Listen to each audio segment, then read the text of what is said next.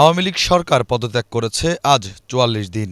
১.৫ মাস পেরিয়ে গেলেও এখনও শুনশান নীরব দলটির বঙ্গবন্ধু এভিনিউয়ের কেন্দ্রীয় কার্যালয়। ১০তলা দৃষ্টিনন্দন ভবনটি ক্ষোভের আগুনে পুড়ে এখন যেন ভুতুড়ে বাড়ি। ৫ অগস্ট শেখ হাসিনা সরকার পদত্যাগের পর এ কার্যালয়ে ব্যাপক ভাঙচুর ও অগ্নিসংযোগের ঘটনা ঘটে। লুটপাট হয় ভিতরে থাকা সব জিনিসপত্র। সেই থেকেই পরিত্যক্ত কোনো ভবনের মতো পড়ে আছে ১৬ বছর একটানা ক্ষমতা দখল করে থাকা ঐতিহ্যবাহী দলটির প্রধান কার্যালয়। লাখো সক্রিয় নেতাকর্মীর এই দলটির কেউই এখন আসেন না এই দলীয় কার্যালয়ে। আওয়ামী লীগের প্রধান কার্যালয় দেখলে মনে হয় এ যেন ভাঙাচোরা কোনো স্তূপ। ভাঙচুর হয়েছে, জ্বালাও পোড়া হয়েছে, আমরা কিছু দেখি না। ছিল আর কি। ৫ তারিখের দিন শেখ হাসিনা পদত্যাগ করার আগে জমজমাট ছিল। ৫ তারিখের অবস্থা তো আগে তো পরিস্থিতি ভালো হয়েছিল। ৫ তারিখে ভালো ছিল, ২টার পরে যে সব ফাঁকা হয়ে গেছে, ওনারাই ঢুকে গেছে, এই জায়গার লোকেরা সব বাকছে। পরিস্থিতি শিখা কিছু করার নেই। আমার মন চা অনেক কিছু কইতে পারতেছেন, আমরা এরা বান্দা ভাই। এখন কি জায়গায় মাঝে মধ্যে কোনো লোকজন আসে? আসা দরকার কেউ আসে যদি নিয়ন্ত্রণ হয় ইনশাল্লাহ ২০০ দিনের ভিতরে আসার সম্ভাবনা আছে। আত্মবিশ্বাস আছে, বাকিটা আল্লাহ জানে। অবশ্যই এই দলের উপরে আছে কোন দল আমি তার দেখিনি। আমার লাইফে আমার জন্মপর থেকে আমি আওয়ামী লীগের মধ্যে তো শক্তিশালী দল আমি দেখিনি, কারণ আমার জন্মপর তার বাবারাও কয়েছে মেন দল হয়েছে আওয়ামী লীগ, তারপরে যে বিএনপি।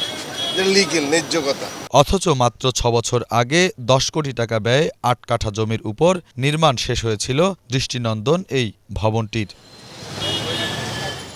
ঠিক একই রকমভাবে পড়ে আছে ধানমন্ডিতে অবস্থিত আওয়ামী লীগ সভানেত্রীর রাজনৈতিক কার্যালয়। সেখানে গিয়ে দেখা যায় একই রকম চিত্র। শুনশান নীরব এলাকাটি। গেটটি কাঠ দিয়ে আটকে রাখা হলেও ভিতরে ময়লা আবর্জনায় সয়লাব।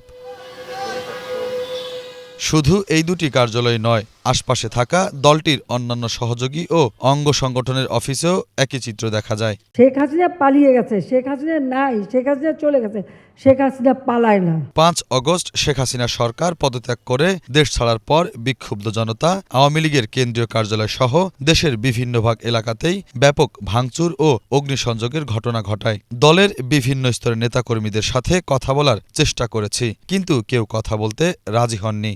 শেখ হাসিনাও পালাবে না, তার কর্মীরাও পালাবে। ১৬ বছরের দুর্দণ্ড প্রতাপে শাসনের পর ছাত্র আন্দোলনের মুখে অনেকটা হুট করেই দেশ ছাড়েন শেখ হাসিনা। আত্মগোপনে চলে যান দলটির কেন্দ্রীয় ও তৃণমূল পর্যায়ের সব নেতাকর্মীরা। কর্মী সমর্থকদের মধ্যেও নেমে আসে হতাশা।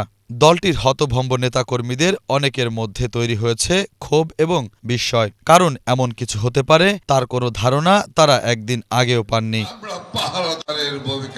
দেশের চলমান পরিস্থিতিতে দলের সর্বস্তরের নেতাকর্মীরাই কার্যত এখন আত্মগোপনে, এবং কবে তারা স্বাভাবিক জীবনে ফিরতে পারবেন কিংবা আদৌ পারবেন কিনা তা নিয়েও উদ্বিগ্ন অনেকে। শুভ খান, বাংলা ভিশন, ঢাকা।